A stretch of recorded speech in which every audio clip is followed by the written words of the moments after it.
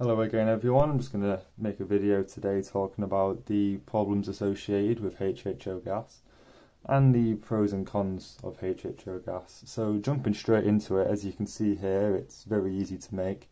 This is because you can use electrolysis or something like that. Using the electrolysis method, it takes a lot of current, however it's very simple to make and you can buy kits that do that for you very easily with no problems. It's also very easy to ignite. This is because it's already got its own oxygen within the gas. It's made directly from water. Obviously water is made of H2O, so the oxygen is already in there and there's no problem burning because of that. HHO is also the perfect ratio for it to burn efficiently. This is because, like I said, it's already got its own oxygen in there.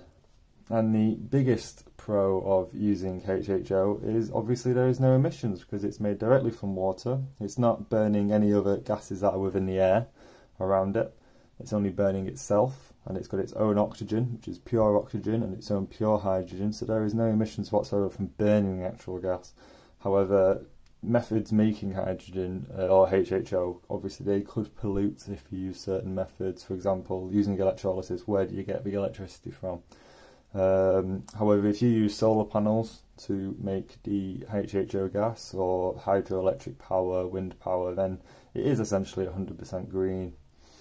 However, the biggest problem with HHO is obviously storage.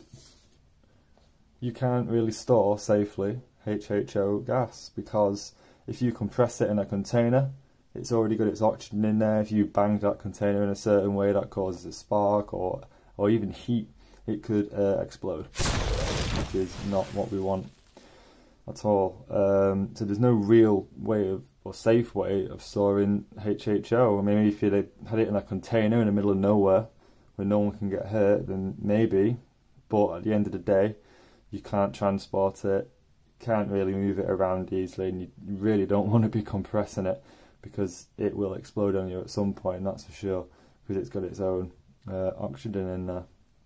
This is why in my videos I use the balloon.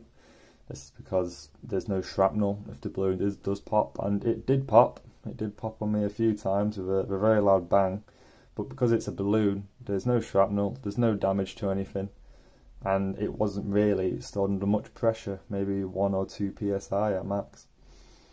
So these are the pros and cons of HHO gas. Hope you found them helpful.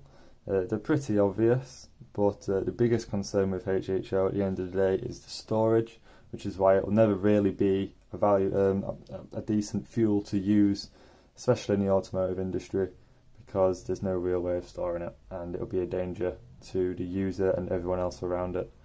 The solution to this is using pure hydrogen, of course, which is very different from HHO. Pure hydrogen essentially has not got the oxygen there, and you have to mix the oxygen yourself. So we will talk about that in another video, but for today, that's it. Thank you very much.